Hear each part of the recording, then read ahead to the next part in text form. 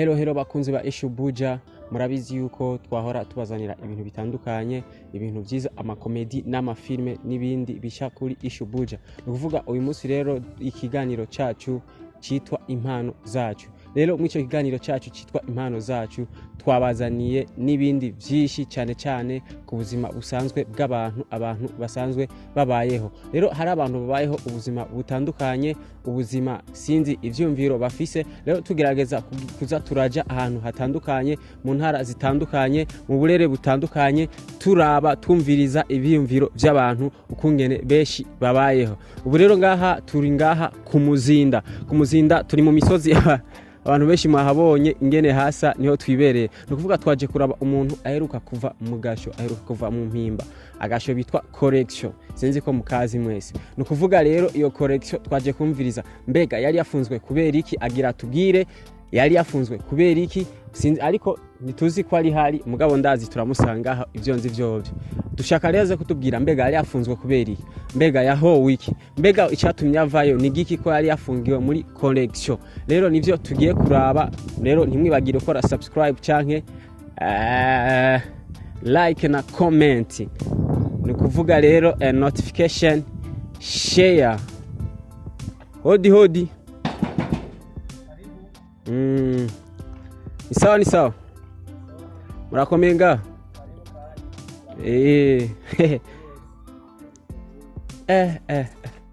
uteno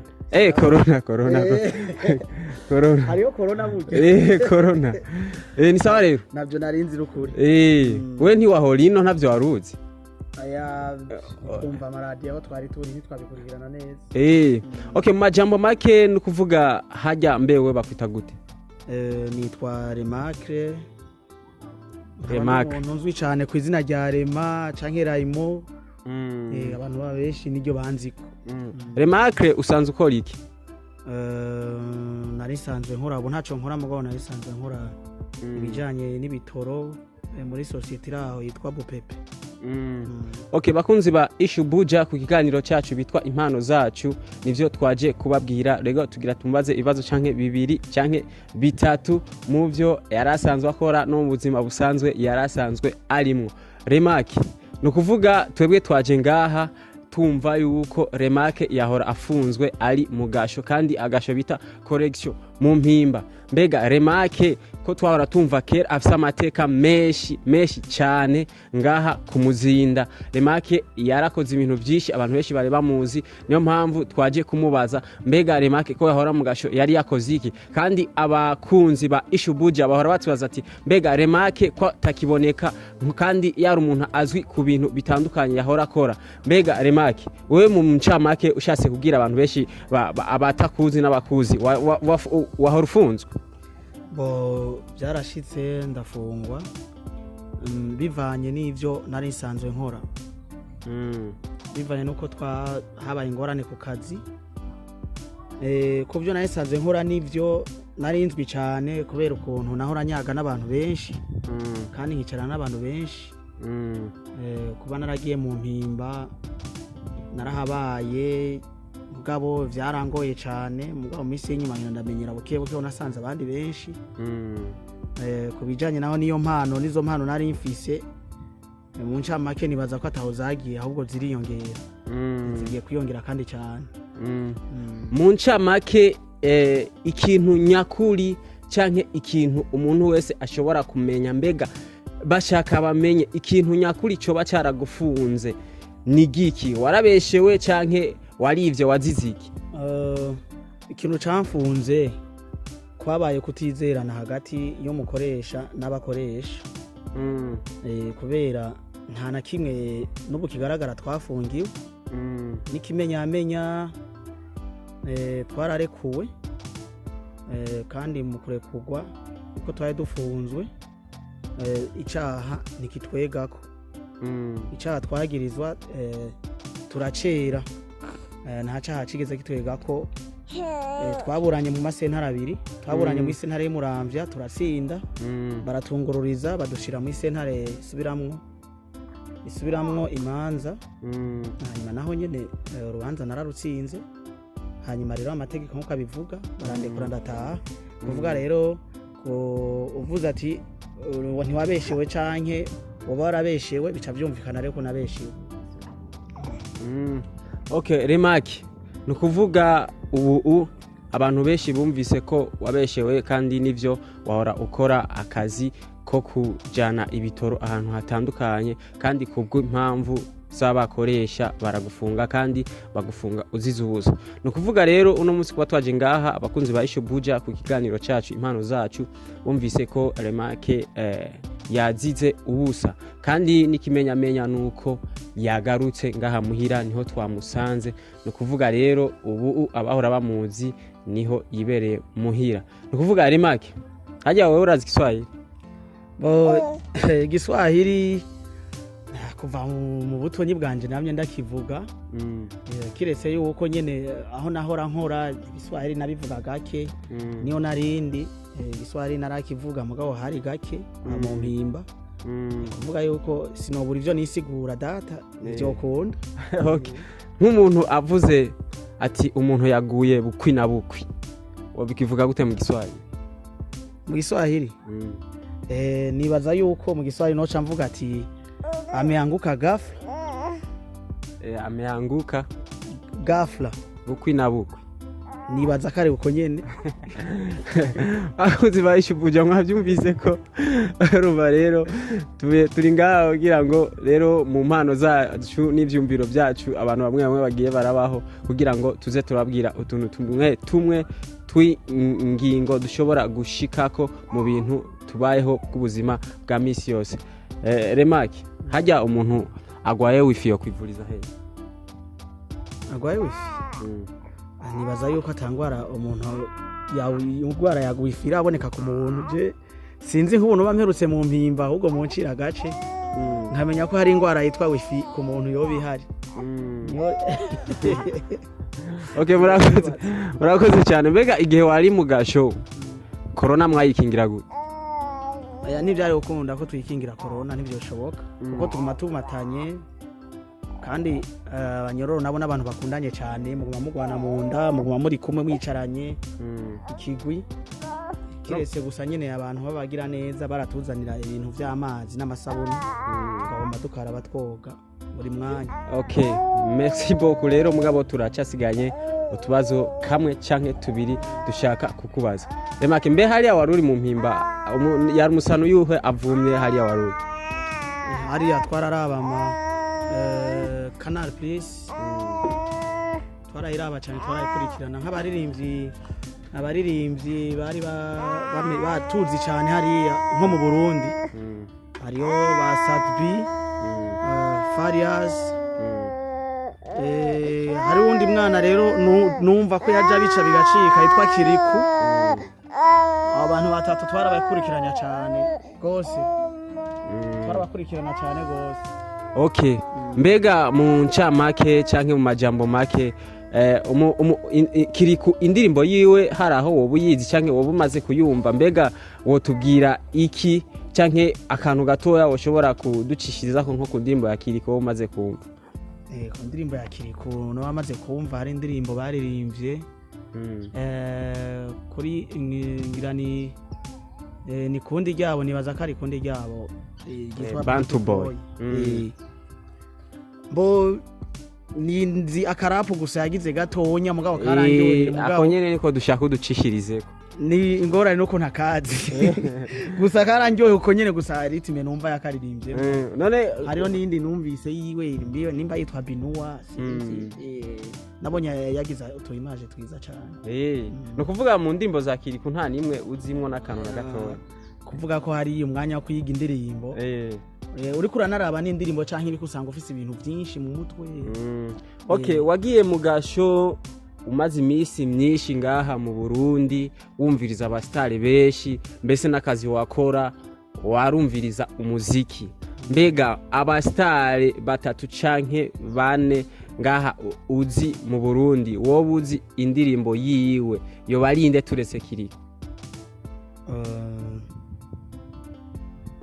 Bo hariyo nka Sadbi